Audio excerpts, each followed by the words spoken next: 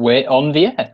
I'm in the hangout today with Cult of Ham, who I saw on an S-Man Speaks podcast. Had a listen to that. I thought it was quite interesting, and we've arranged to have a little discussion, sort of casual debate about politics and stuff, and feminism and YouTube and whatever. So take it away, Cult of Ham. Where do you want to start? Owen, so why are you such a regressive cuck? Ooh, straight away with the insults. I love it. Well, I mean, obviously I'm aggressive because I'm left wing and a feminist. I mean, they're the same thing, obviously. So, and a cuck. I'm in such a cuck. I mean, Yeah, let's just ignore but them. seriously, what are some of the disagreements you had with what we had to say during that little discussion? Because I saw your Twitter feed was quite active. Well, generally, I find S-Man to be a bit of a unique character. So I always find him a little bit funny to have a few tweets about. But the things what were being said about feminism and stuff, and the general discussion around politics, I found to be a little bit sort of naive, I guess. So you mentioned my profile said like Marxist, far left, and you said it was like regressive and stuff. And I found that to be quite interesting because really the meat of my politics is anything but regressive. It's actually progressive, I would say. Um, Well, whenever I see and hear people self-describe themselves as Marxists, I generally see, extreme far left politics. I see, and worst of all, I see extreme authoritarianism. um, Yeah. well, I think that's sort of been misconstrued as like a misconception around Marx. Marx himself wrote about class liberation and about the ceasing the means of production and his general overview of the state of the world. So he wrote about how we'd shift from capitalism to socialism once the workers overthrew the capitalist class. He didn't write anything about like totalitarianism or authoritarianism as we might have seen under Stalin's rule. And because all too often you see the USSR and Marxism conflated to being the same thing, it's easy to see where the confusion around Marx comes from. And it's easy to see why someone would think that Marx is synonymous with authoritarian, when in fact Marx was nothing like that. Actually, argued for a better system with more social mobility and better representation than what we have at present. So yeah, I'd say he's it's got the association, but it's quite an unfair one because his ideology had nothing to do with authoritarianism. Hmm. You mentioned that uh, we have to like switch from capitalism to socialism. Yeah, the two aren't like dichotomous, right?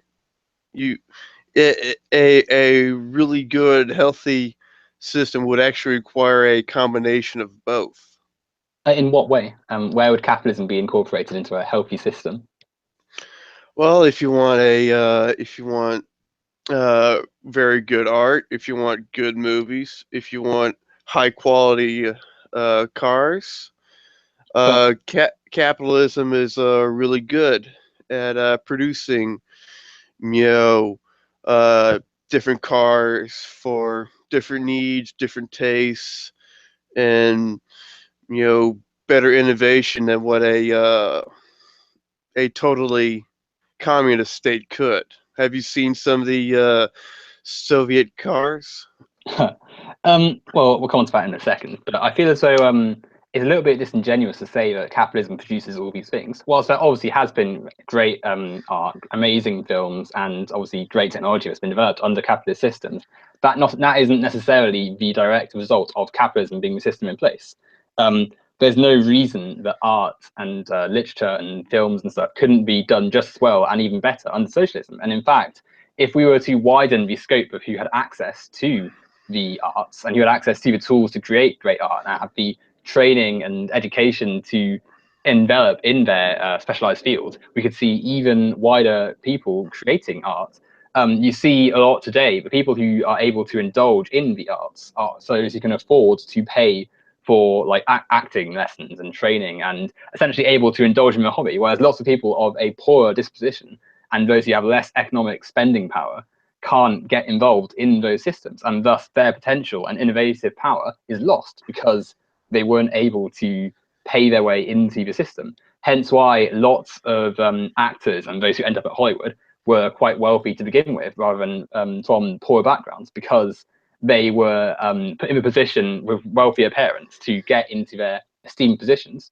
And with cars, I feel as though whilst obviously science has a lot, when it's got a lot of money, it can do great things. I feel as though, again, you lose out on potential mind power from some people because of the backgrounds they start in, and thus you lose out a large population of the population because they don't have the equal chances that the rest get because of the system that capitalism has, where if you have more economic power, you end up in a better place. And then finally, to come on to Soviet cars, whilst obviously the state of cars in like Cuba or the USSR weren't amazing, it's important to remember that not only was it not a truly equal society where the workers didn't really own a means of production, but additionally, the US pretty much blocked trade for many communist or proto-communist states like Cuba, hence why their technology is so far back in the 50s, and hence why only really the elites at the top of the political class in those societies managed any sort of technology that was modern. Said a lot. Sorry.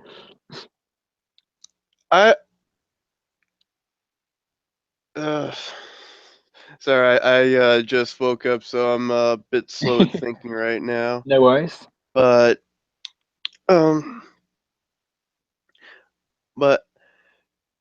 humans are kind of weird creatures, but sorry, I'm just trying to figure out a way to express what I want to say right now. Oh, go for it. Take as long as you want. That I don't doubt that there could be art and great cars made under a totally socialist system, but under capitalism you have the profit motive, and if you have that humans don't seem to be all that motivated when it's for the general good. They tend to be more motivated when they, think they can get a little bit of green, if you know what I mean. No, I see where you're coming from. And certainly under a capitalist system, it's. Oh, sorry, you're going to say something else? And I was going to say a good working socialist system would actually require many elements of socialism in order to operate and function, correctly. Like it would need a government to institute. It would need to build roads, build dams, build the power grid, build water and sanitation,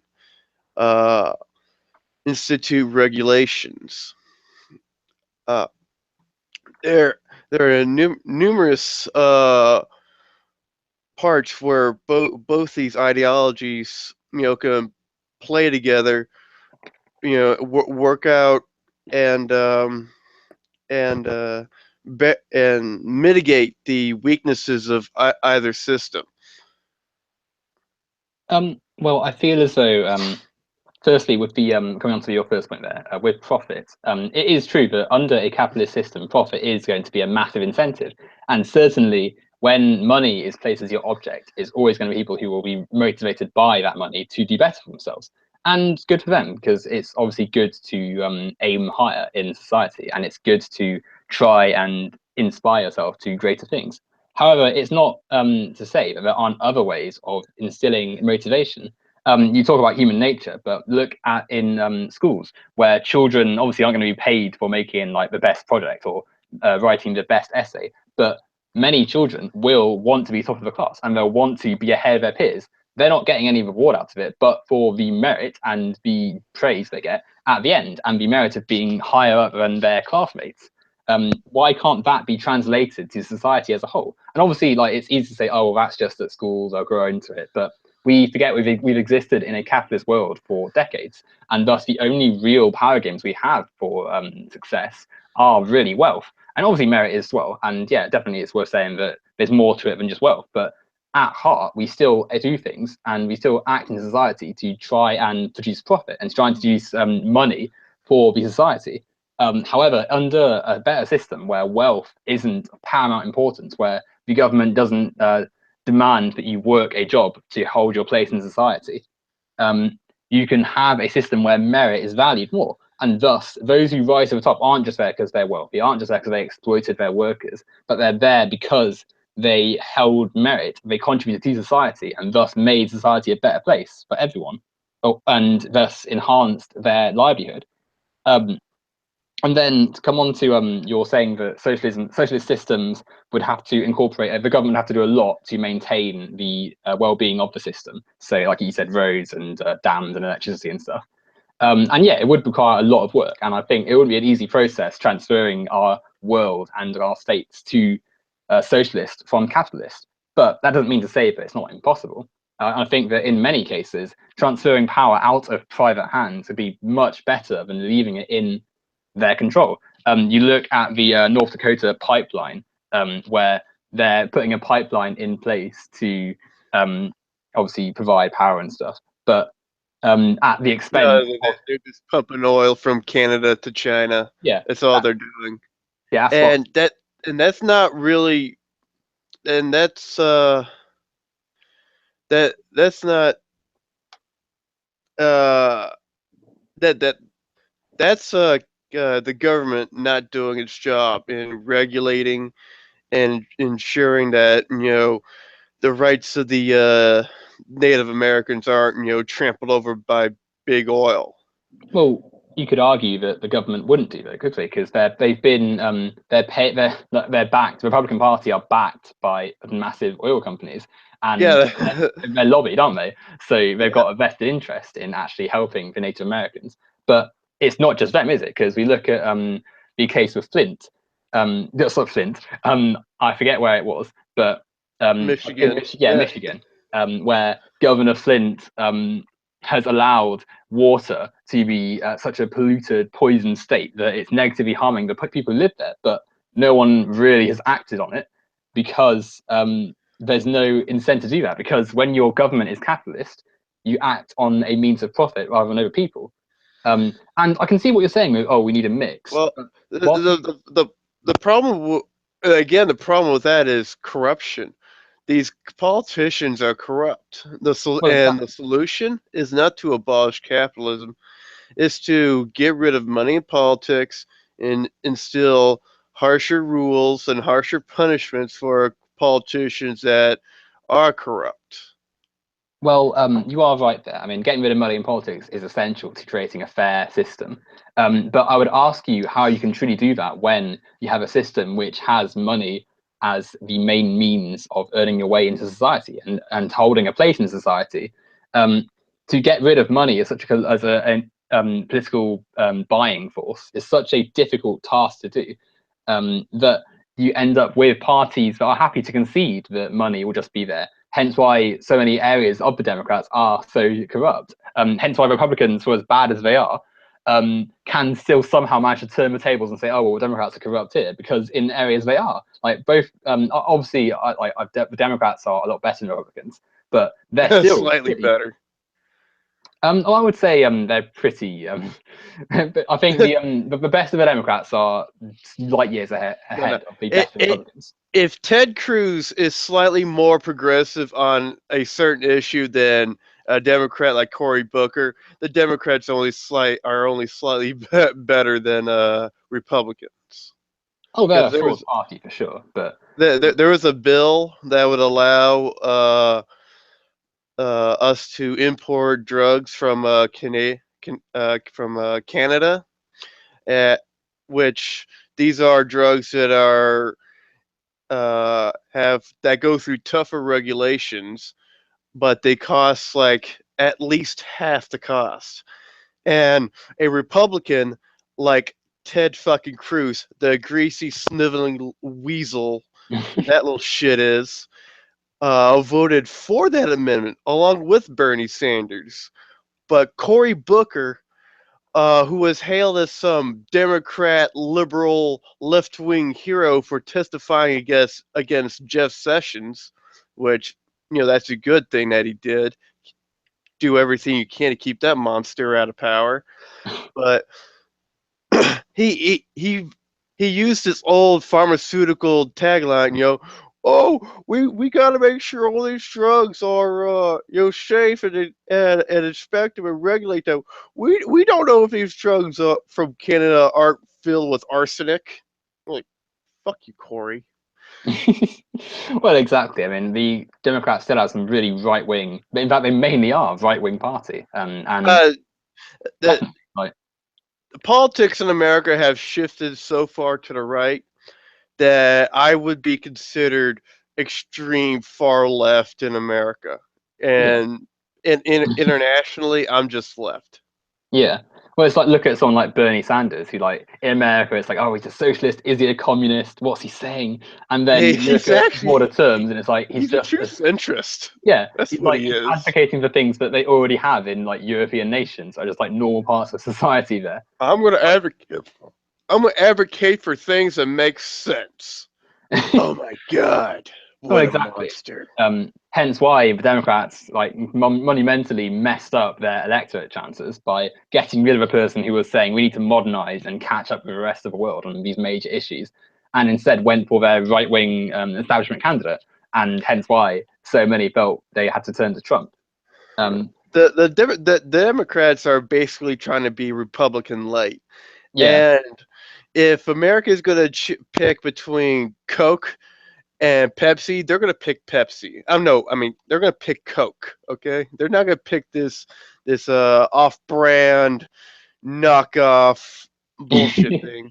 It if they're going to get if they're going to get shit, they might as well get the openly honestly shit. I mean, you want to I mean, personally, I prefer Pepsi to Coke, but irrelevant point. But yeah, Fuck definitely, like they're Pepsi. not going. They want the people who voted for Trump, who would normally vote Democrats in states like Pennsylvania and stuff. Like they're not like idiots. I mean, to a degree, they are a little bit naive, but they're not like Well, totally brain dead. they saw Hillary Clinton's message and only saw, I will maintain the status quo. Yay, status quo. We're already great.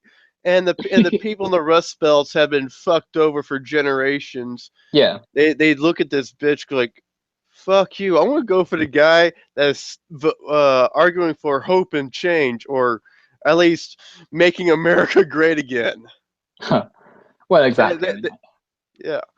yeah, That's why Obama was so popular. He he advocated for hope and change and in changing the status quo and improving the lives of people in the Rust Belts. That's why he was so popular.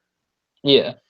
Well, I mean, whilst I wouldn't quite agree with calling her a bitch, I mean, Oh, she certainly, no, like, she is a cunt. Hillary Clinton is a cunt.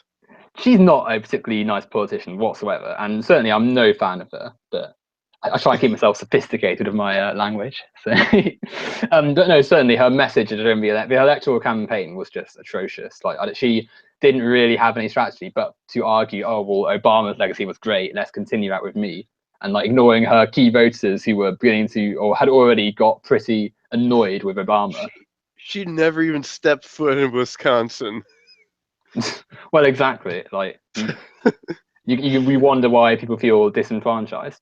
But I mean, we can tie their disenfranchisement also to the capitalist system, um, the system that has failed to address automation, the loss and decrease of jobs through automation, the lack of value in working in a system, or the dissatisfaction that you see in a system where your boss will earn significantly more than you, and you will always make because of the fact they're taking all profits you've made from your work and giving you a measly sum back. Like it's important to criticize this system at heart because this is what the people have grown out of affection for. And obviously they're not calling call it, or are we getting fed up with capitalism? Because in America, like capitalism is like blood, isn't it? It's like the life force. But it's at heart what they're saying. I don't believe America really has a capitalist system anymore. It's more of a corporatist system. It's all about corporations. Mitt Romney standing up and saying, "Corporations are people, my friends." Well, yeah, to a degree, but it is still like profoundly capitalist, isn't it? Like the means of It, production are owned by private ordeals, and you have to sell your labor hours to get money for it. So it is still a capitalist system. It's just obviously there's elements of corporations in it, but they're interchangeable. They're related. They're related, but our system is like the worst side of capitalism. It is a very difficult. It's not quite as turn of the century America, but it's approaching that bad. Yeah, there's a lot of decay. Like neoliberalism has really And not helped. Though that's you know what? You know what helped? The turn of the century capitalism. Good government regulation. We had elements of socialism stepping in to rein in the bad elements of capitalism. I mean, to a degree, like the Clinton presidency sort of was the sort of found the structural steps of or continuation of the neoliberal process. So whilst Clinton was better than Reagan and Bush first or Bush number one, he's not particularly great, I don't think, at all. Because I don't think we've had a good president since maybe since FDR, yeah, maybe I would agree. JFK. I would have said, I mean, Lyndon B. Johnson was like a bit racist, and his Vietnam War policy was like atrocious. But in terms of what he did in like internally, I think he was compared to the rest, good. Like compared to the ones who followed him, like Nixon, Ford. He's the best flavor of shit. Mm. Wait, the best what? Sorry. The best flavor of shit.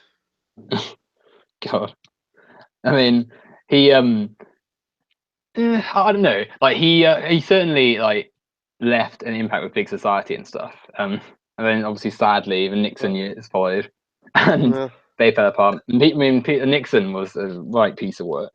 Um, uh, but then most Republicans are. So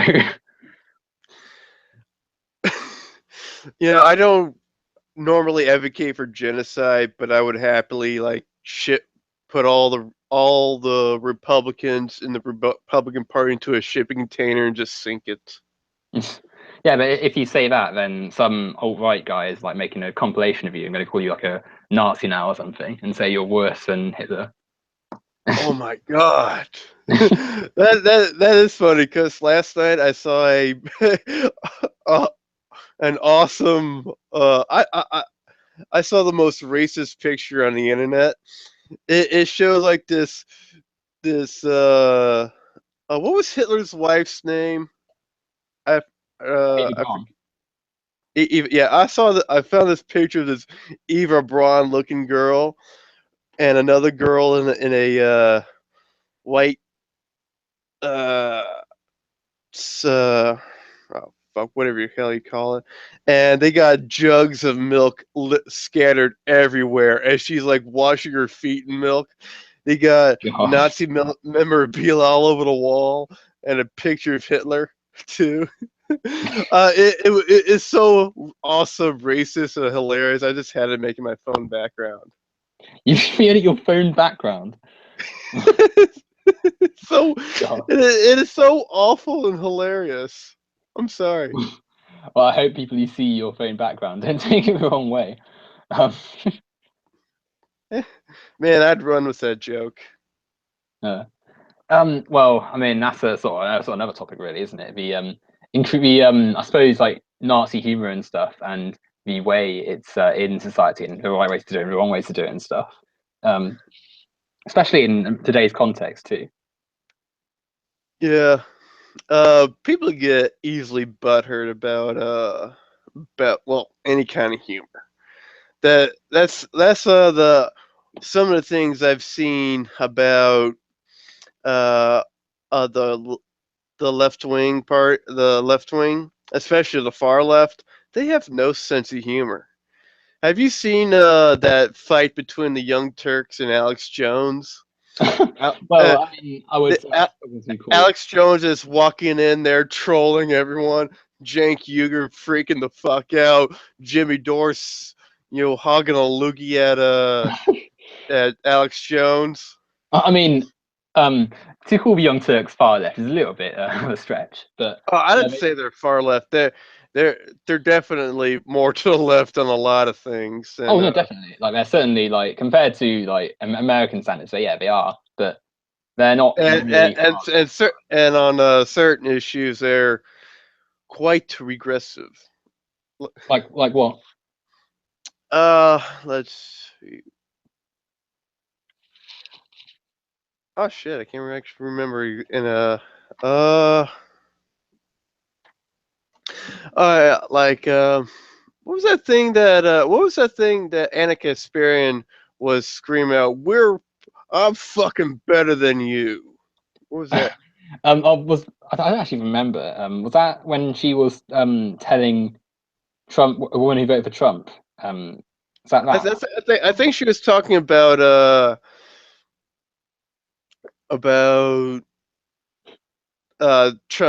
Trump supporters and Oh, hold on a second. how all of them are deplorable, and even though sure there are a significant portion of them are genuine deplorables, but a lot of them are the disenfranchised working class people, Yeah. and, and she's just shitting on them for not believing the rhetoric coming from the lizard reptilian on the Democratic side.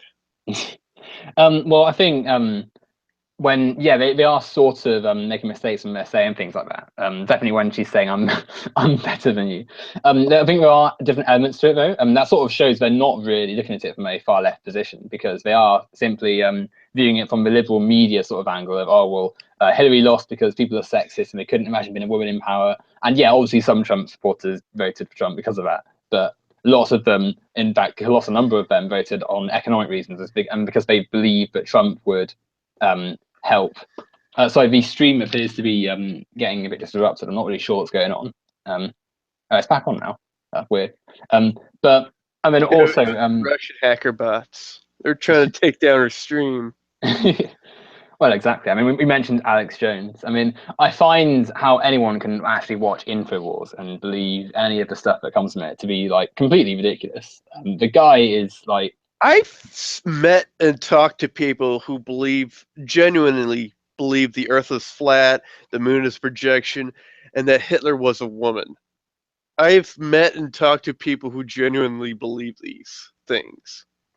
wow. The shit that Alex Jones spews is like not that far or not that far of a reach for these people.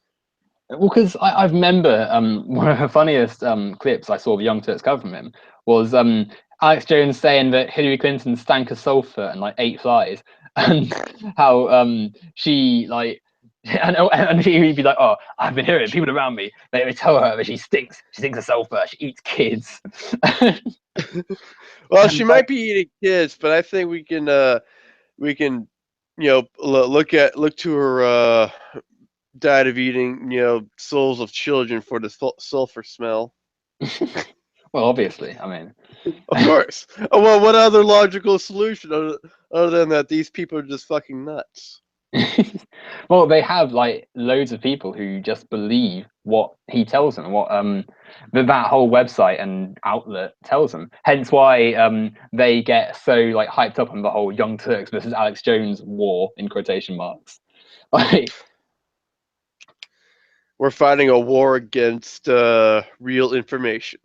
yeah, exactly. Well, that's sort of why I find the whole confrontation. You know, when like you just said, like when Alex Jones went to their like podcast and was like messing around trying to wind him up, and when Cenk like gets up and he like says, "You know what, Alex," and he like takes off his mic, he's like right in his face. I find it quite funny to be honest. It I is. found it I do find it hilarious. quite funny. But loads of people take have a go at Anna when she says, "Get off the stage, you fat fuck," to Alex, and they're like, "Oh well, you can't be a feminist and you can't be having to go at fat shaming if you said that." And whilst that is sort of true, like in the heat of the moment with Alex being a prat, like Well, didn't Anna? What weren't there clips of Anna actually? Um, discouraging against fat shaming. Yeah, well, yeah, I saw a video of her. She was saying like, "Oh, well, I used to do ballet, and I was really upset because one of my teachers said, oh, you look a bit overweight. You need to lose a bit of weight.' And I cried in my room and stuff. And then the clip cuts to her screaming at Alex and stuff.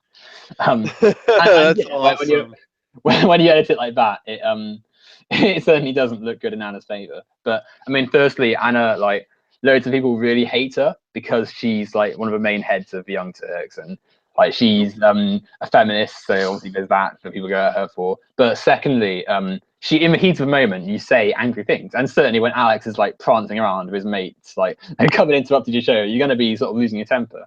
But with Jimmy Dore, however, I do think that was a bit out of line. I don't think you should have spat on him. Um, Yeah, have you seen his coverage of the Milo Yiannopoulos Jimmy Dawes, scandal? Dawes. Jimmy Dore. Yeah. I don't think I have. No. Oh my god. If I had like if I just didn't give a shit about him before, I now absolutely hate him because because I watched this podcast called The Drunken Peasants. If you ever heard of them, Yeah. Yeah, like um, amazing atheists and stuff. yeah, Amazing Atheist, Paul Zigo, and such.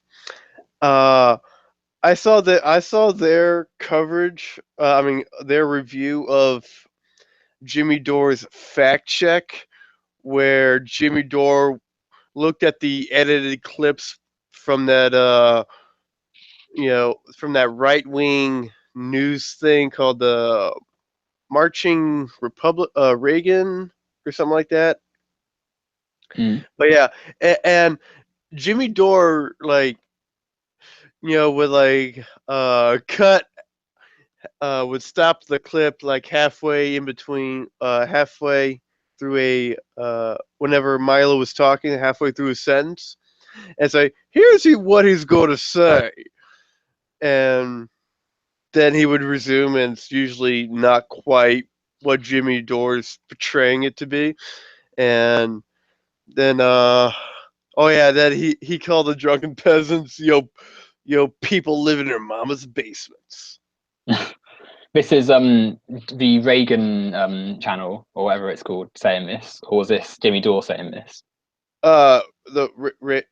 Jimmy Dore. All, Oh, all, I see. Right. all, all this right wing news group did was just take the clips, edit them out of context. That's all they did. Well, Well, just saying that's all, you know, kind of marginalizing what they did. I They see. basically,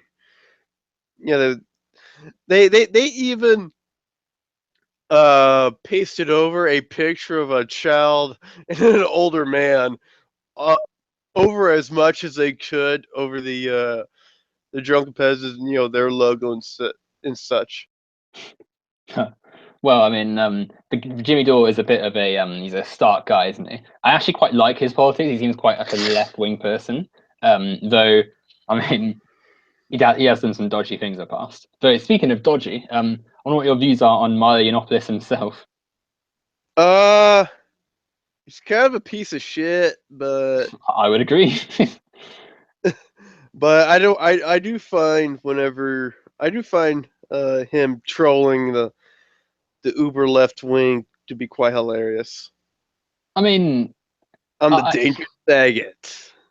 to be honest, like his whole sort of brand of thing does like there's a difference between like trolling and doing what he does in a way, because the way he acts I find to be quite like disingenuous or lowers the standard of the discussion. So like he'll go on to or he went on because they won't have him on anymore, but he'll go on to some news channel where he just like start interrupting and speaking over people, and thus you sort of lose the integrity. I mean, obviously it's only a news channel like debate anyway, so it's not exactly like high quality anyway. But what he was doing was building a cultivation around just interrupting people and then like spelling out like bog standard sentences with no real nuance to them. It'll just be like, feminists are like bombs, they get triggered and stuff. And then his audience will laugh, and the person who made asked the question will be laughed at as well. Um, and My big problem with Milo is his hypocrisy. oh, definitely. I mean, there's lots of problems with him, to be honest. So uh, also his weird thing about I'm this dangerous faggot. Also, I'm this hardcore religious Christian. Yeah, well, exactly. Like, oh, the Catholics did nothing wrong. Like, we should be more And, respectful to the Republican religious right. It's like, oh, it's so much rubbish. Like, where he's coming from. and whenever he's called out about it, he has this like pre-prepared line like, it's a left-wing idea that you have to be consistent in your philosophy. No, it makes you not a hypocrite. Yeah. Consistency is a good thing. Well, exactly. But even as early, if you look at his earlier work, like his days writing for Breitbart, like where he has articles like fat shaming works, like I, woman. I've seen him write an article where he was advocating for uh, internet censorship. Yeah, That's yeah. the same shit that Twitter's doing right now that he advocates against.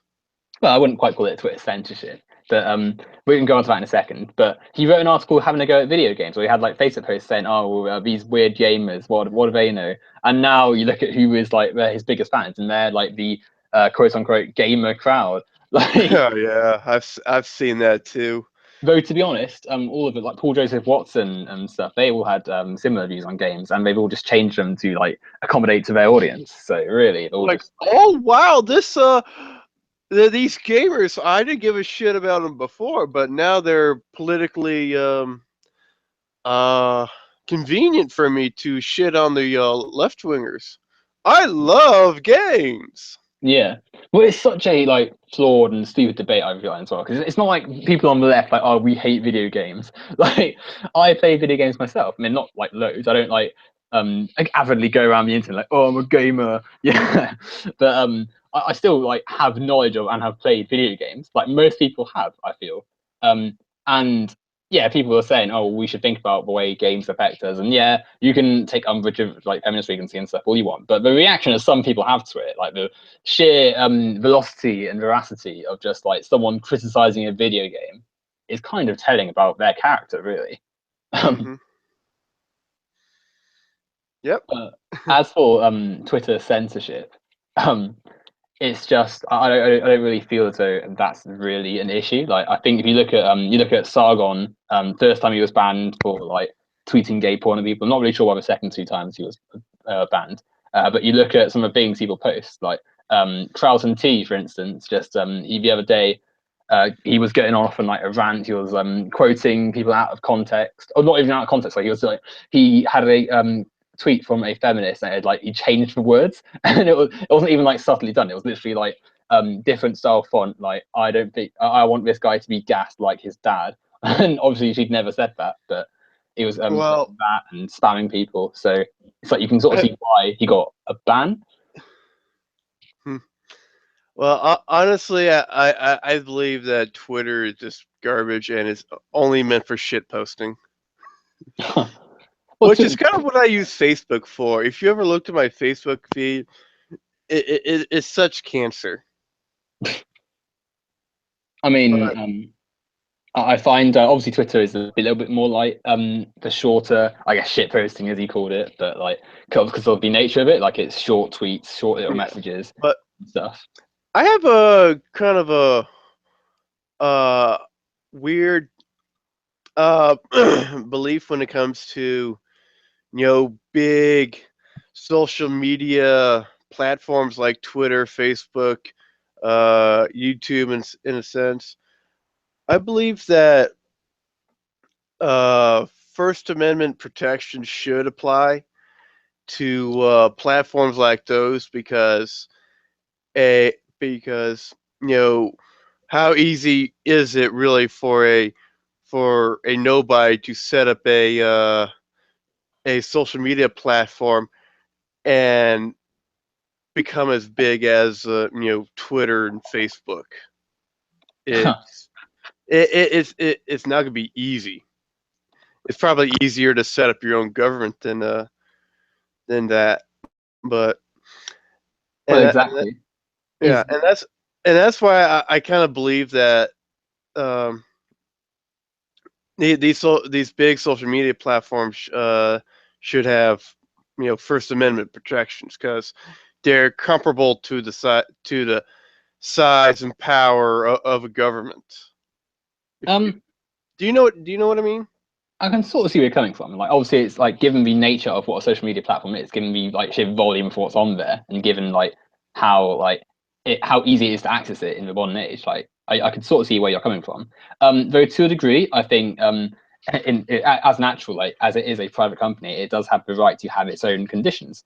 Um, and consequently, even if we think that we shouldn't be moderating things off because we don't like them, there is a sort of legitimacy to having a policy against what some people do. Like, and it's obviously important to get like targeted harassment and stuff away. And obviously, yeah, there's a difference between like shit posting and the other stuff. But given the nature of what some of the stuff is on there, I can sort of see why the bans are happening. And yeah, we can talk about reform, but to say that it's Twitter censorship for breaking all the established terms and rules is a bit much because it's not censorship. It's you've gone against the rules.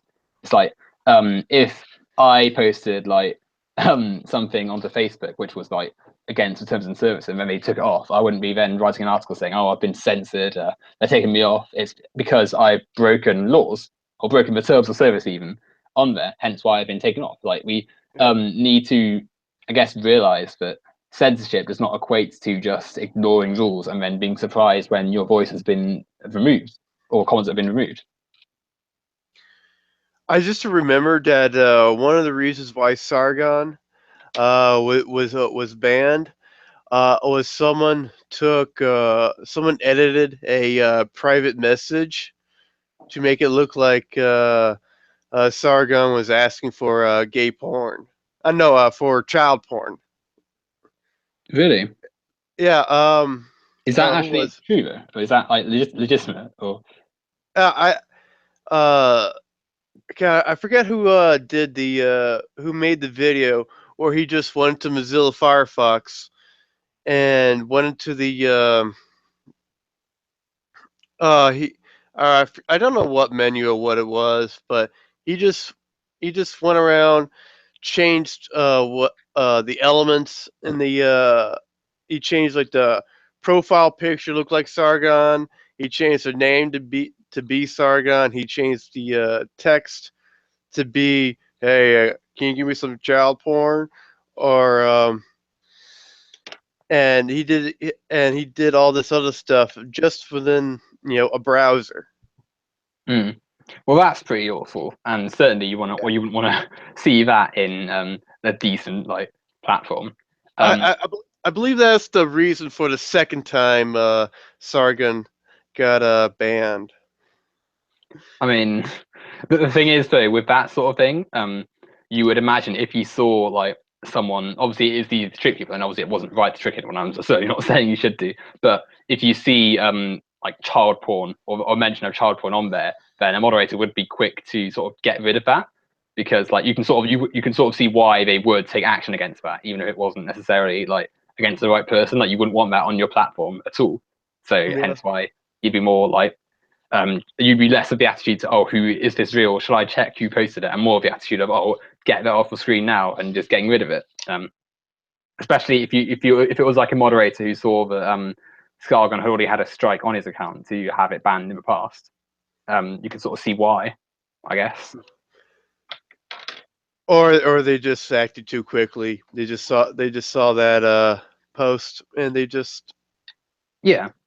Well, it's like on YouTube on my own channel. Sometimes I'll see comments that get put into spam, but they've only been put into spam because they'll like contain a link. So it'll be someone linking to another video, or it'll be someone saying something which sounds a little bit off, but is okay. But because of YouTube's automated filters, sometimes it will just get put in anyway. I guess that might have been the same thing, but just a bit more extreme with Twitter, um, with Sargon's case. So really, it's not like censorship so much as just like iffy moderation, I guess. yeah, iffy moderation. That's been quite the source of controversy with social media platforms like Candid here recently. Like what? Sorry. Candid. Candid. You ever heard of Candid? I don't think I have, to be honest. Wow, are you serious? Like all the big skeptics and SJWs on YouTube have been making videos about Candid here recently, including Amazing Atheist, Undoomed, uh, and some others. Well, I must admit, I don't watch The Amazing Atheist much or Undoomed at all. And indeed, I don't really like my in terms of anti SJWs, I suppose you'd call them. I watch War Corps 666. I watch a bit of Bearing sometimes. I watch S Man Speaks, hence why we're having this discussion now. I don't really watch loads because, to be honest, I prefer to unless I'm tackling arguments and stuff, unless I'm like thinking about like criticizing something, I tend to watch things I enjoy. So like I tend not to want to sit through an Undoomed video because I don't really enjoy them. I love them. He had this one where he started at the beginning. This is immature, childish crap. His voice is Uh, so like he's doing serial killer like. Because I remember that the video, the questions white men have for SJWs, and his bit where he's like standing in some derelict factory, or his avatar is, and he's going, "Do you consider that patriarchy and rape culture don't exist in the West, but apart from in one area, Islam?" He's like, oh, obviously better than I've just done it then, but it's like Jesus, like he sounds like he's filming a hostage video or something. He's got someone's family like a garage on the back, like. Bloody Yeah, hell. that's kind of how I feel whenever I watch a Steve Shives view. Oh God, I feel like I'm being held hostage. Not Steve not Shives is great. Like he he's gets a lot. awful. No, he gets so much flack, but like so much of it is just like unnecessary. Yeah, it is all unnecessary. All he has to do is cut off the witch that's leeching off his shoulder. see where does this come from? Like I swear, like people just uh, it comes from that uh video he filmed with his wife where she basically says, yeah, I do think your collection is a bit sexist. There's not a lot of women in there, and like if you look at the body language between the two, as she's talking to him, like whenever Steve smiles, it like immediately disappears. yeah, but like And he looks like he's constantly walking on eggshells around this woman. yeah, it could be like so. As I don't think you can just like say that. Oh, his body language suggests that he's going to be like he's on edge and stuff. Like there's so many different reasons for why it could be. I mean, firstly, like the people who are saying this, like you could argue have sort of like confirmation bias, so they would be seeing this anyway. It's like how to use a slight comparison, if a person you agree with is going to be more like attractive than a person you disagree with, or you're going to see more attractive features in someone you agree with than someone you disagree with. It's like with if you saw Steve Shives and you thought, oh, he's a good guy, then you probably wouldn't notice the supposed body languages and like odd smiles and stuff. But whereas if you don't agree with him, and as he's been mocked by a lot of people, people will watch that video and see, oh, well, he's acting shifty around his wife and stuff. And even if we consider there was a body language problem, like it could be like he was nervous because his wife was on camera for the first time with him. He was stumbling over lines, and hence why he like his facial expression was a bit odd or a bit quick. Like A I guy think who has been on YouTube for years, being nervous for his wife, being well, on like, for the first time. he might not have wanted her to be like embarrassed or anything, or like she might have been a bit nervous. Like you might No, have she unease. didn't look nervous. She did not look nervous. Yeah, but like there's lots of different reasons for what it could be than just it's obvious that his wife is pressurizing him and he wants to get away. And it's like you look at these ridiculous videos popping up, like just mocking him and stuff, and claiming he's all these things, and it's just a bit like unnecessary, really. Like Mm. Oh, but and speaking of Steve Shaves, he has me blocked. he has you blocked. He has me blocked. Well, did he do anything, or was it an auto No, block? I heard this joke about Steve Shives blocking people on Twitter. Like, let me look at this guy. Oh, he has me blocked. I mean, I I don't use Twitter at all. I've had it for years. I have like so few tweets. huh. I I mean, like, and the only time I've ever tweeted at him was after I saw that he has blocked me. mm. Well, I mean, the guy, like, to be fair, he has got a lot of like people who are like out to get him. He's got a lot of detractors, and when you see like he does have an auto block, so well, I think he Yeah, does. auto blocks don't help that. Like, I mean, you can hardly blame him, really, can you? Because I mean, given the nature of what's said about him, like he'll just and even when he just gets brought up out of nowhere, like he'll just you'll be watching a video and then all of a sudden his face will just be thrown in and be like, oh, you act like Steve Shives, and it's like because of that you can sort of see why he wouldn't want to interact with people like of that nature. He So doesn't interact with he doesn't interact with people who disagree with him at all. That's the biggest issue I've heard people complain about him. He doesn't take criticism at all. He doesn't hear any counter arguments or other than the ones that he strawmans as counter arguments. He well, I mean, I mean, obviously I'm subscribed to him, and like I comment there sometimes, but you do see comments that do disagree, and he does respond to them. I think it's just the nature of what some of them contain. It's like if maybe he's got a more no tolerance for any like abusive language or anything, then yeah, maybe he is a bit strict compared to other people. But when you've gone through all the like a different levels of trolling and stuff he has, and when you got a bit bored of it all, you can sort of see why he says I don't really want to bother these people.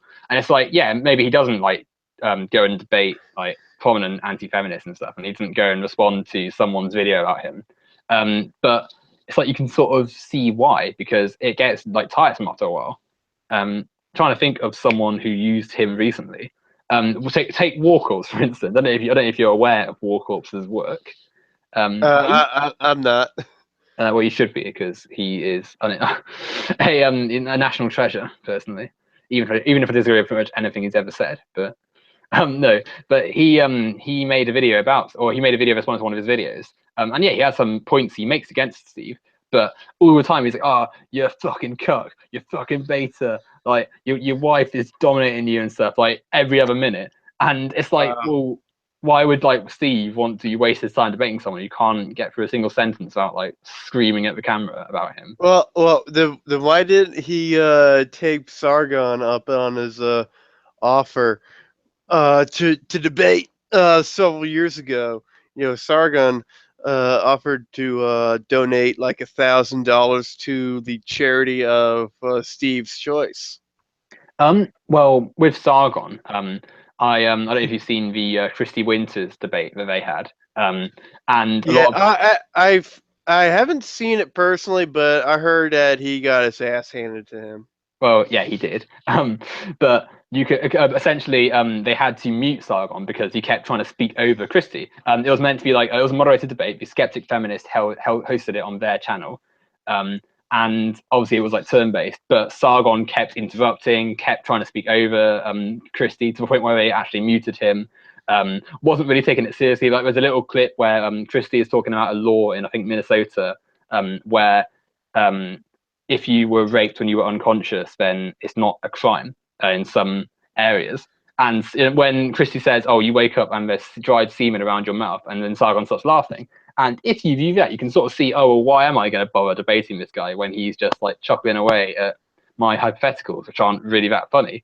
And I guess with someone like Sargon, you can sort of see why people are less interested in him because whilst he is like he does try and portray himself as a more intellectual, more nuanced character in the anti-feminist new rational circles and stuff. But on closer inspection, you can sort of see why people wouldn't really hold that opinion as well. Um, Well, I guess it's the difference between people with humor. Oh, Hello. I got Oh, I got something tickling me in the back of my throat. It's making me okay. cough. No worries. Yeah, I think it's the difference between people's senses of humor and people without. So Um, Sargon and people like me, we have like not only do we have senses of humor, we have some pretty vile senses of humor. oh, of course. I mean, there's nothing wrong with a bit of dark humor, and sometimes it can be quite funny. Yeah, I just feel as though it if you're it it can be actually quite healthy. well, definitely like making fun of depressing and dark things in society is often important to keeping you going and stuff. And so, It's the reason why the British fared better than the Germans in World War One. Uh, well, one of the reasons. yeah, well, what? um, well, but no, but certainly, like obviously there's humor, but Yeah.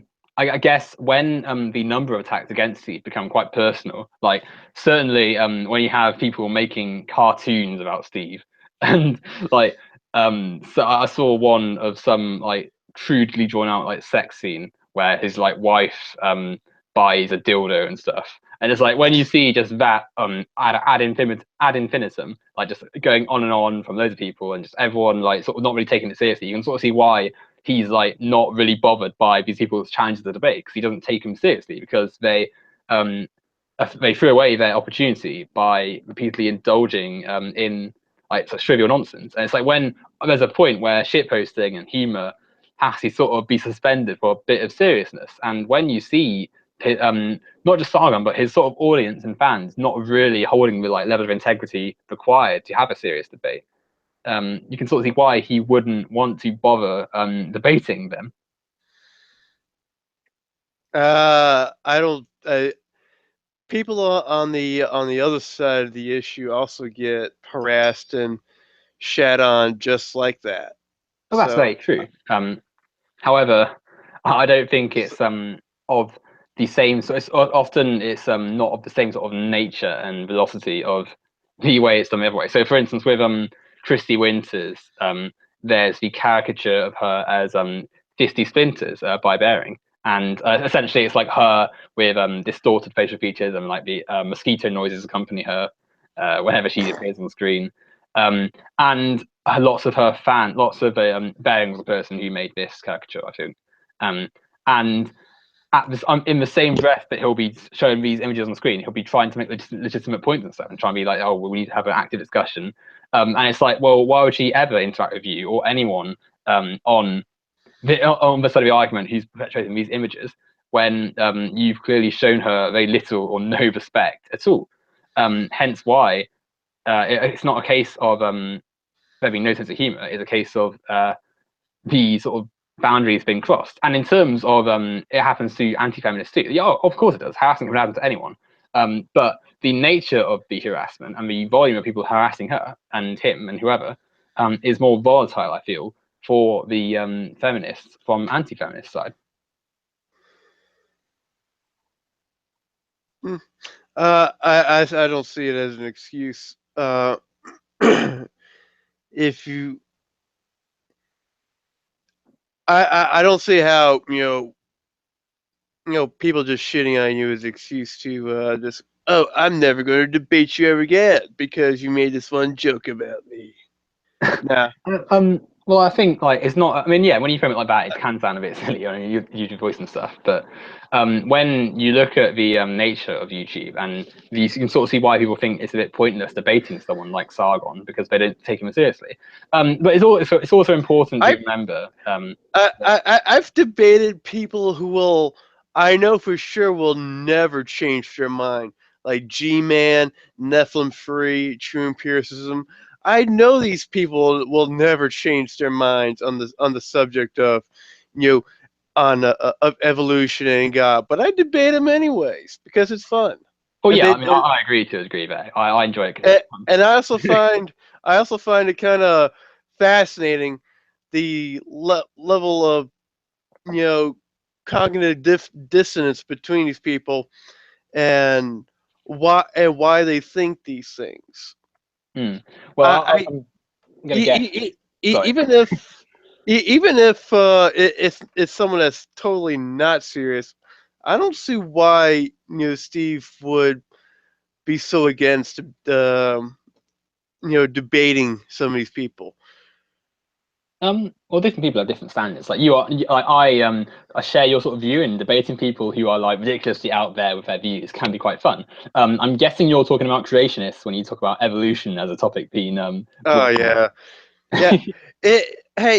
Is there like a serious creationist movement in England, or is creationism just a thing in America? We're very lucky. Our society is far less religious than yours, Ugh. so we don't have the problem with like actual politicians being like hammering away that like, oh, God needs to be taught in schools, Oh, and I love you, girl. well, exactly. I mean, we because we sort of we went secular quite early on, um, and we have far less of a religious background in this country compared to America, where you literally were founded by people of who were Puritans. Um, We- and we have secularism literally written in our government, but people just ignore that.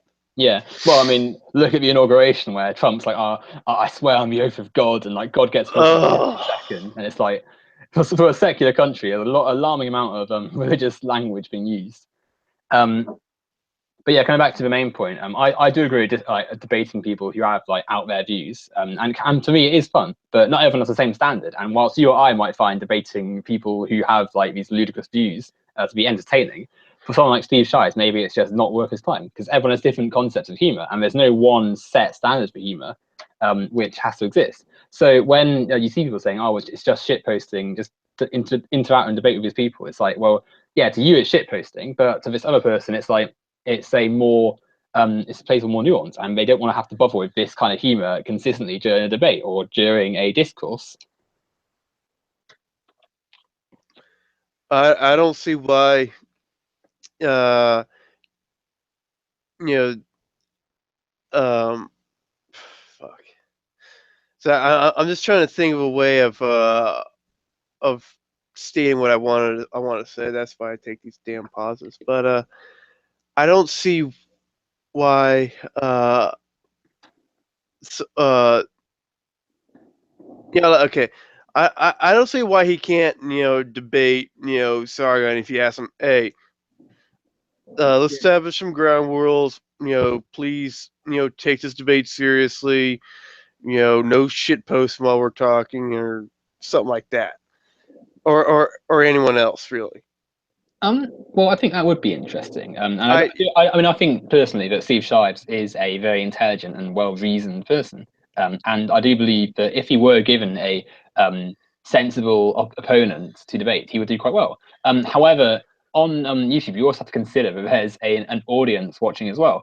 And a lot of the whilst I think some people would love to see it and would take it seriously, there's a lot of people who don't and simply want Shives to be out in public and out debating with people so that they can just try and ridicule him some more, and they just want to make jokes and stuff. And I think Shives is anticipating that, and hence why he's sort of avoiding debate because he doesn't. He thinks as though it will be. Yeah, but he's playing exactly into everyone's point about him, that he's a you know he's a cold, humorless SJW, Well, I mean, and and by not debating anyone, he's kind of confirming that. That's well, that. All he has to do is go out there, have a serious discussion with some of the anti SJWs. That's all he has to do. but is that not a little It, bit? It's all on their terms, isn't it? It's like we're calling you this, and the only way you're going to prove it otherwise is if you do this in our terms. Otherwise, you're still this, which we say you are. It's like uh, Steve Shives does exactly that. He's called TJ and Sargon misogynist and racist, just for having different views on certain subjects. Well, Sargon and TJ have had some pretty questionable things to say in the past. But on the topic of Well, things they say, but not things they believe. Yeah, yeah, but I've seen things of TJ's little rant on Reddit, and that means exactly nothing to me. you reckon he was I just shit posting again?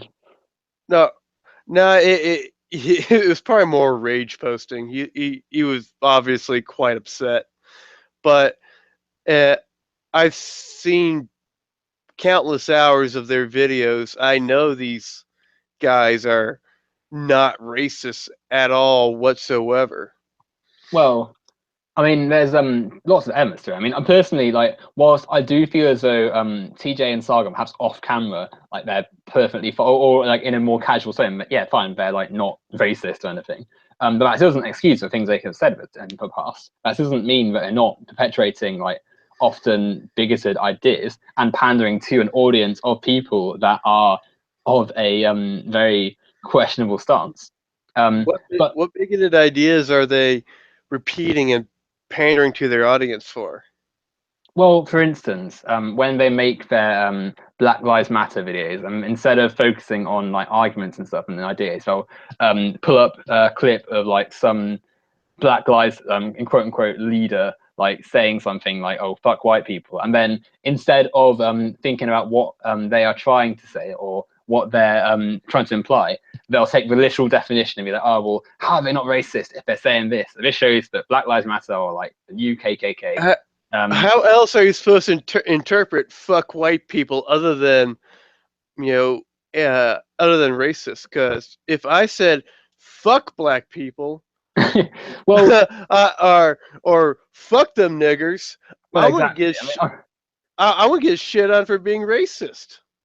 Well, I mean, yeah, I personally wouldn't be saying things like "fuck white people," and I never have. My dad is white, for one, and it's not the sort of language I would be using. I don't. I believe there's more nuance needed. However, it's important to recognise that um, when obviously saying that literally does have poor connotations. However, there's more to it than just saying, "Oh, I hate all white people." It's more they're making an expression about the system and the government economically and socially favouring white people over black people and giving discrimination through police brutality to black people. Hence why they are saying fuck white people, because they perceive the problem to be that whites are favoured over blacks. And yeah, it is a really, if you look at it, it's a pretty poor way of saying it. But Yeah, that it's a doesn't, pretty stupid way of saying it. and yeah, I think it is like it needs work, but you have to remember there are more problems that are faced by black people than white people still, sadly, in society. Thus, why the conversation needs to be had. And to even if you accept that she or he is taking a poor stance, to then use that to portray the entire Black Lives Movement as irrelevant, racist, and the new KKK, as often gets said, is like ludicrous and completely like unfair. I feel, and disingenuous too. Well, the I've noticed that the only problem with Black Lives Matter is their violent rhetoric. I mean, not a whole lot of people really disagree with the message that yeah, some black people are still face some form of oppression uh in some areas, but yeah, not a lot of people actually disagree with that. It's the whole message. It's all the violent rhetoric. It's all the violent protests. That's what people complain about. But can you see why violence is often brought into it? Can you see why people are getting so frustrated? Because they feel as though, certainly in the communities where discrimination and police brutality has taken place, that their voices are just ignored. The media doesn't cover it, the politicians don't speak about it, and the police continue to act in the way they have done for years. And thus, the dissatisfaction has turned to anger and violence, and that's got people to turn their attention to it. And you can sort of you can't really blame people for being so against society when they've been handed such a crap hands to begin with. And I feel, yeah, obviously it's not good to see so much violence. And yeah, ideally you'd have like peaceful protests working, but peaceful protest doesn't work all the time. And you have to step your game up if you want to make an impact. I feel, hence why lots of protests turn violent, and hence why there's a lot of animosity from people coming from that group.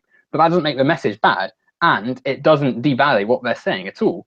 And I certainly don't feel that protests can be used as a negative thing against the group when it's actually a way of showing that they won't stand for this anymore and that change is really needed. But the answer is not. the answer is not violence. It's the civil rights movement did a lot during the 50s and 60s in getting equal rights by doing nothing but nonviolent protests. Sure, there was Well, some violent protests going on, but the majority of what got shown on the news were the nonviolent protests, such as the protest in, I think it was Birmingham, Alabama, where they brought out the fire hoses. I mean, yeah. it, Well, it well, yeah. I mean, no one's disputing the tenacity of the civil rights movement, and certainly that was amazing. But it's also yeah. important to consider that Black Panthers, who were a aggressive physical group that did use violent tactics, did a lot for Black lives as well. And in fact, they protected Black neighborhoods and showed that Black communities and interracial, diverse communities weren't going to tolerate the racism and nationalism, or white nationalism even, from racists who still wanted to carry out violence against them. Hence why communities became safer from that kind of violence, and hence why the KKK was sort of driven out, and other racist groups like neo Nazis and stuff were driven out of those areas completely because of the actions of the Black Panthers and their defense techniques taught to people in those communities. Look at in India, where Gandhi initially, yeah, he was a advocate for peaceful techniques, but he also wanted satyagraha, which was active resistance and active disobedience. And they quite literally disrupted the entire system until the British Raj were forced to concede powers and more powers until they gained their independence. And yeah, the independence didn't exactly work out brilliantly in the end. Um, well, no, I say that I said that poorly. The independence process didn't go exactly to plan, but obviously independence was a good thing. Um, but yeah, it took Better Gandhi. than living as a a colony. Oh no, yeah, obviously, like 100%. I misspoke there. um, but no, like, obviously, it took more than just peaceful protests to get India their independence. Like peaceful protest is good, but when you need something done, you need action, and that's where your physical protest and yes, sometimes violence, but yes, sometimes you have to use physical means to get what you want in the face of massive injustice. And yeah, I think obviously I'm not trying to say Black Lives Matter is on the same scale as the civil rights movement or Gandhi's independence, but it's still a massive thing. It's still systemic oppression that's happening towards the Black communities in areas, and it's gone on for so long Uh, that people are. what? Oh, what systemic oppression? Might I ask? Well, you can look at the economic funding that's given to these areas compared to other areas. Obviously, it's a sort of a cycle. People won't invest in the areas because they feel as though there's no money to be made and invested in. And consequently, there's no programs in these areas to really create an affluent nature of programs. Schools aren't given as much funding. The public services are run down and not given enough funding again. And consequently, that creates neighborhoods where there's more poverty, thus there's more crime because naturally crime follows poverty. Gangs become a problem, drugs, and thus you create these areas where there are a lot of problems. And rather than coming in with a cooperative nature and trying to help people, and thus trying to create a working attitude between the people who live there and the government, you end up with just the police being sent in to kick the gangs off physically and just essentially treat their citizens who live there like suspects and criminals, and that creates and breeds hostility, which is often justified because the police are pretty unhelpful at times. I remember reading last week that a Baltimore citizen died because the police, he called the police, asking for help, um, and or burglary or something at his house, and the police came, thought he was a suspect, kicked him to the floor, damaged his lungs, and then he died in hospital. And it's like when you read Yeah, that, uh, yeah, he had like a broken leg, and when they were driving, they didn't have him like strapped down in the paddy wagon. So as they were driving, and they drove as rough as possible, his neck snapped. That's what happened to him, I believe. well, exactly. I mean, like when you read But yeah, stories like that. but isn't aren't all these things that you just described and mentioned better answered in terms of class inequality rather than race? Yeah, I because think yeah, definitely. Class inequality is definitely a problem, but we have to acknowledge that race is one element of that. Certainly in America, where you see areas of cities which, yeah, obviously segregation has ended, but the areas which are of poor disposition are the ones that were these segregated black areas, and yeah, they're unsegregated now, but they're still predominantly African American. They still got huge heaps of negative associations and racist vibes against them. And there are still problems in the police with racial profiling, racial discrimination, and poor, and in the justice system, with poor conviction rates. You see, we have to ask questions of a system that will send a amateur drug dealer to prison for like 10 years and then let a rapist go to prison for like 3 months. It's like, where's the logic? And it stems from the again, it's class. This this guy you're talking about who went to prison for 3 months for rape was, I believe, a upper class son of an upper class family. oh, of Uh, course, that's true, but yeah. S- yeah, So you see the I don't understand why th- this discussion couldn't be like addressed more in terms of a class discussion. Sure, you can include the racial elements, but shouldn't the class issue be the primary topic, with race being one of the other topics you bring up too? Well, I mean, that's where our Marxist theory comes in. But I fear as though that's always going to be quite difficult in America. But it is worth pointing out that race is an element. I mean, as much as the what's his name, as much as that rapist what was wealthy, so he had a lot of help with his case. If he was black, he would have had a harder time. And it is still a problem in society that black people are given negative associations with their state of being in communities and stuff. Like it's not that's just like easy to observe. It's always going to, and you can look at even in more affluent areas where there have been cases of black people calling for help. Like one person got locked out of his car and called for help, and then the police came and treated him like a suspect straight away. And they and like naturally cuffed him and stuff. And it only took him like after explaining and stuff that they were able to realize that he was calling for help and just wanted his car back.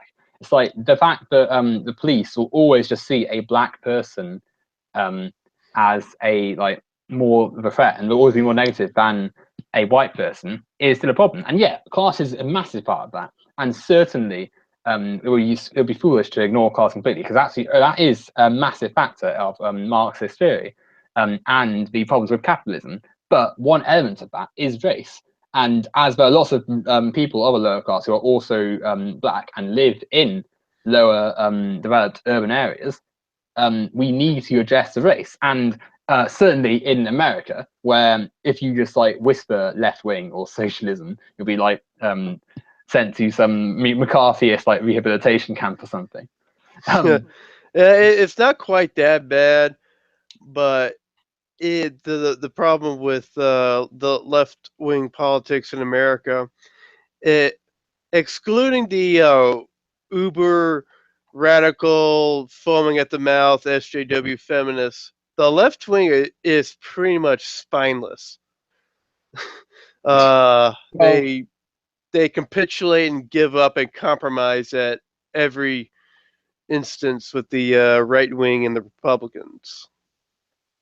I mean, I don't think that's necessarily a problem for the left, because when again, given we already mentioned money in politics, like it's going to be pretty hard to find yourself competing with Democrats and Republicans when like who's going to back your party when your party is like we want to have wealth equality and want to end class inequality.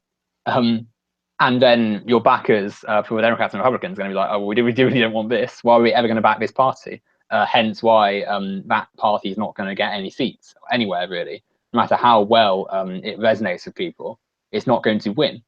Um, and obviously, if it's not got the money behind it, Democrats and Republicans aren't going to incorporate it into their own policies. Um, so to say the left is spineless, I think is a little bit unfair because there isn't a literal platform for the left to even exist, really. Like, hence why the left has become the Democrat Party, even though that's obviously untrue, and the right is just Republicans. The argument is always centered around a capitalist right wing argument basis. So there's no room for the left to even have space to manifest. So I think Democrats are spineless in a lot of things. And Well, Bernie Sanders is currently a sitting senator, so it is possible for oh, the definitely, left to get into power to become a force to be reckoned with. They just need to grow a spine. They need to grow a pair of balls and actually, you make the effort and make the campaigns. Which is, have you ever heard of the Justice Democrats yeah, by being started by Kyle Kalinske? yeah, I've heard of them. Yeah, I mean his strategy, along with third parties, I think is going to work pretty well. I mean, Because not only are you attacking from the outside, but you're also infiltrating them from within. yeah, I mean, obviously that's a good tactic. However, going back to what you said a second ago, like you're saying, Bernie Sanders needs to be there needs to be more Bernie Sanders, and yeah, obviously it'd be great to see him like all these sons hopping around the country and taking a stand.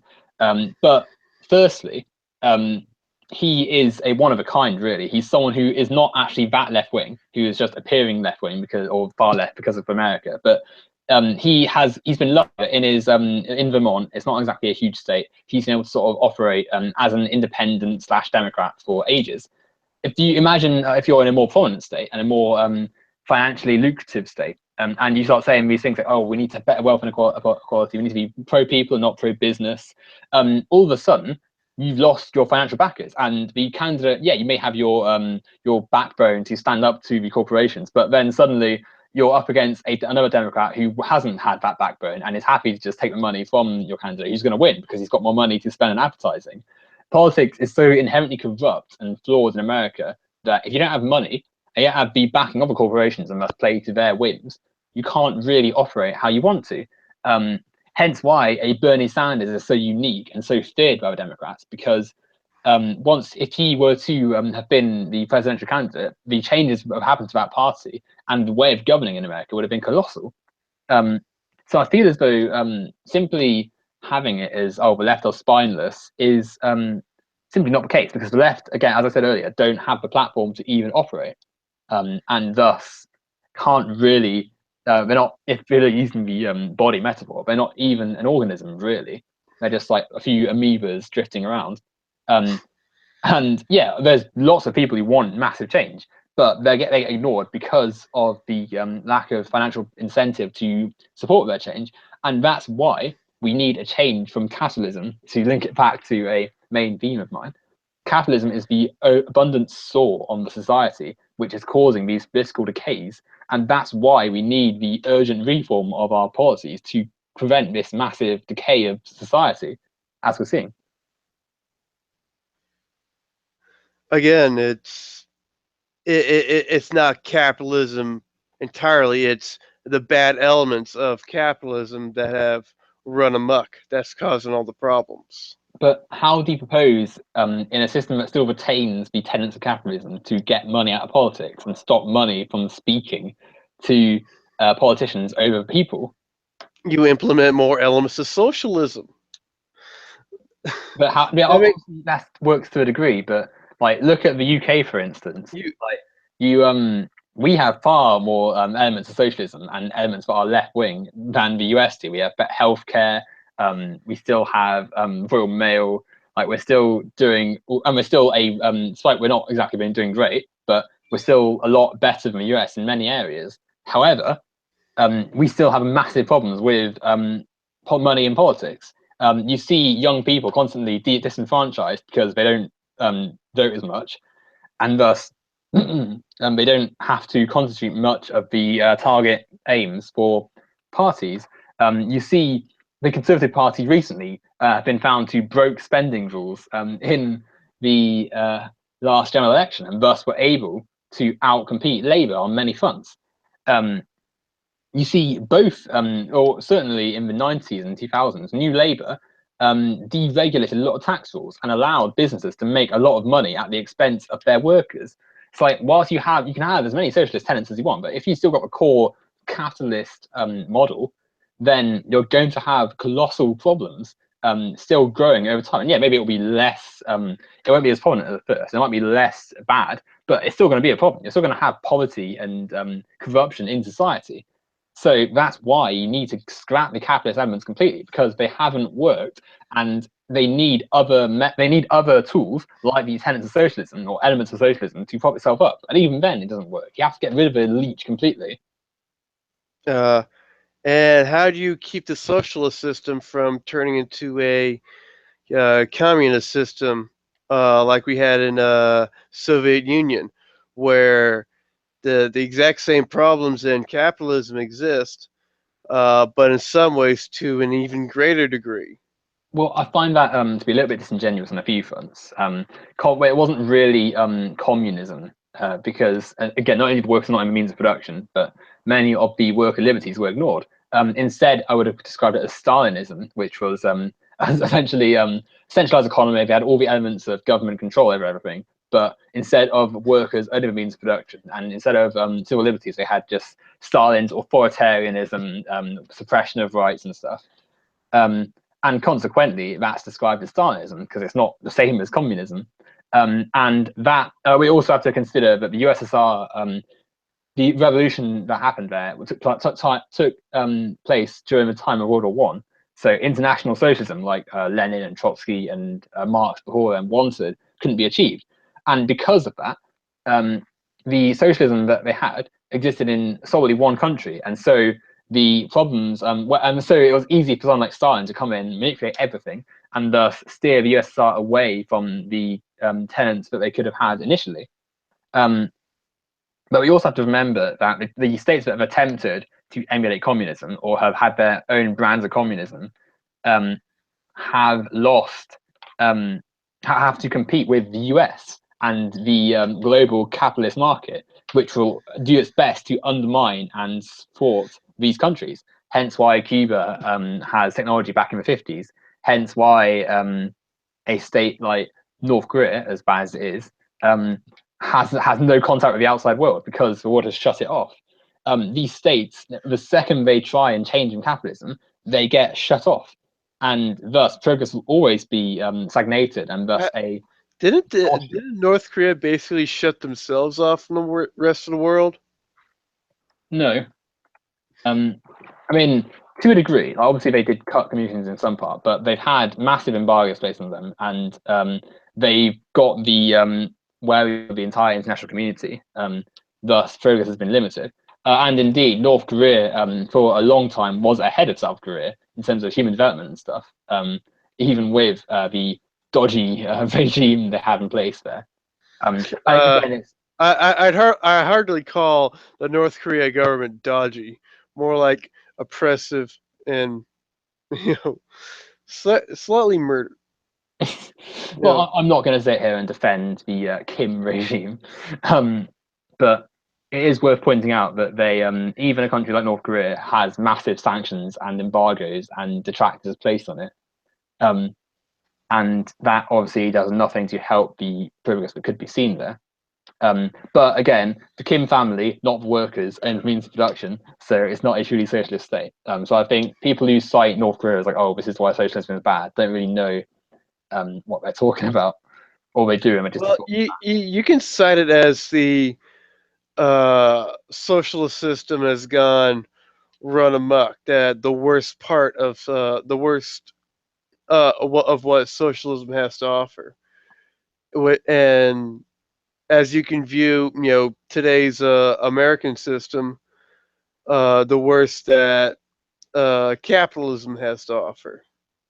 But it wouldn't be though, because It it it's the answer it seems to be is a more responsive government to the people, or a more watchful people being more watchful uh, to the government. but how do you do that when you still have private influence and corporate goals in the system, as you do under capitalism. North Korea, yeah, you can say, oh, it's a worst element of socialism, but it's not socialism because the key core concept, the idea that the workers own the means of production and must control these various sectors of the country, has been completely ignored by the Kim family, who, yeah, for all their, it may well be one of the most centralized ideas, some of the most centralized countries in the world in terms of economy, but the wealth is controlled by a finite group of people, and thus it's not a true reflection on how socialism would be. And obviously, they also have a bit of a cult of personality with the Kim family. Hence why you when you go there, you just see pictures of Kim Jong Il and Kim Jong Un just like side by side everywhere. Um, so it has ignored many of the worker liberties that you would see in the socialism. But I mean, it's called Yuche socialism. I think because it's got its own style of socialism. Um, it's to say there's not really been a true socialist state because we've not seen a state where the workers have truly owned means of production.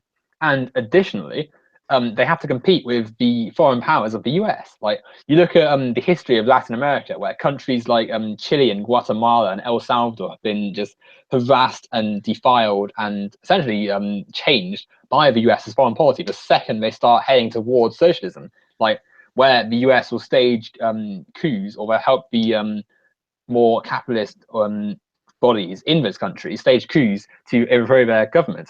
Like hence in Chile, where they had Pinochet, which was backed and advised by U.S. financial advisors. One of them was Milton Friedman, funnily enough. It's just simply a case that a socialist state in the world we have today has always got the odds against it and has pretty much always, in fact, as always, not been a true socialist state because of the lack of obeying of the tenants of the workers owning the means of production.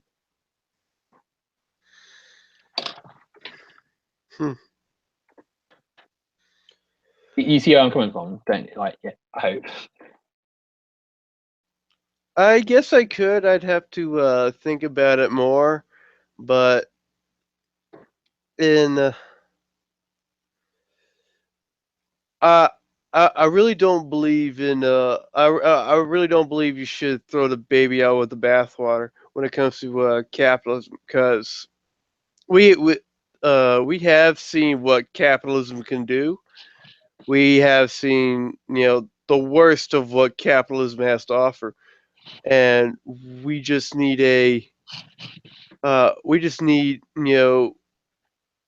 certain changes in our system in order to fix those issues. And I believe they're quite well. They're simple. They're just not easy to do. But Well, if we get a much more if we get politicians who are if we get left wing candidates who are more populist, more responsive, bit stronger, uh, we could probably do it. Bernie Sanders uh, had like the entire establishment against him, and he just barely lost against Hillary Clinton. yeah. If we pushed on that, if we pushed that much harder for a bit longer, we could, get the change we want. Well, certainly, the changes you would see ideally would come from gradual reforms. So making the system more fair, introducing like a more left-wing approach, and moving the politics that we have in place more and more left until eventually you would see deconstruction of capitalism and the lack of need for it, and thus you could phase it out gradually. However, obviously with the way the world's heading, because the world is heading to another economic crash, and in fact never really fixed itself in 2008 when the biggest crash happened since the Great Depression. Oh it, no, yeah, it. We need a we need a good regulation like Glass Steagall back, but that's never going to happen. well, exactly. Like corporations, like at heart, no matter how nice and benevolent their leaders are, um, they are always going to be placing profit ahead of everything else. It's like you can look at someone like Bill Gates. Like he's this massive nice guy now. He donates so much to charity, but he made his money through capitalism, and he exploited the work of millions of people over the years to generate his fortune. So it's all very well in giving his money away now, but he made his money through the problems that affected other people, and that's always going to happen. You can't be wealthy without having exploited someone somewhere along the line, without having taken someone else's labor hours and seized the profits for yourself and given them a measly portion back.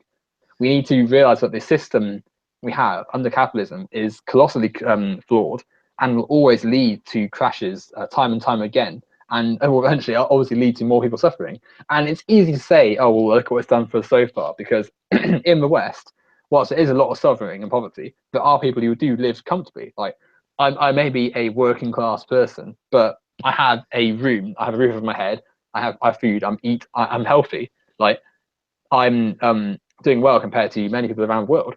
However, that still doesn't mean that there aren't problems with the system.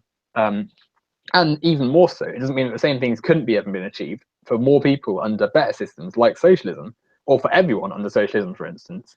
So, whilst it is important to think that we can reform capitalism, and certainly I'm not saying, oh, drop all tools now, end capitalism. We need to reform it and eventually move ourselves towards socialism. It's important to also realize we have to have steel to ourselves to combat the capitalist system and eventually move ourselves to a much fairer one, I feel.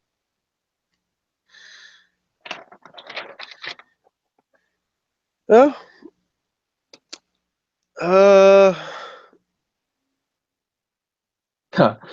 Speechless. No. I was going to say we were approaching 2 hours or an hour and a half. So an hour and a half. Yeah. What time? I wrote it down. 10 to 4 GMT. So yeah, I write the time zones on my thing. Well, why don't you guys have the same time as I do? You British people are so elitist. Obviously, I mean, it's actually part of an Alex Jones plot to seize back the control of the empire. It's like with America. Anyway, it's been great having you on, Cult of Pan. I hope you enjoyed it. Yeah, I've seen the other perspective on the on certain issues, and I'll definitely look into things like that. Yeah, definitely. It's always good to expand your worldview and hear different arguments. To the audience, thanks for watching, and join whoever I have on next time for another live debate. Thanks for listening, everyone.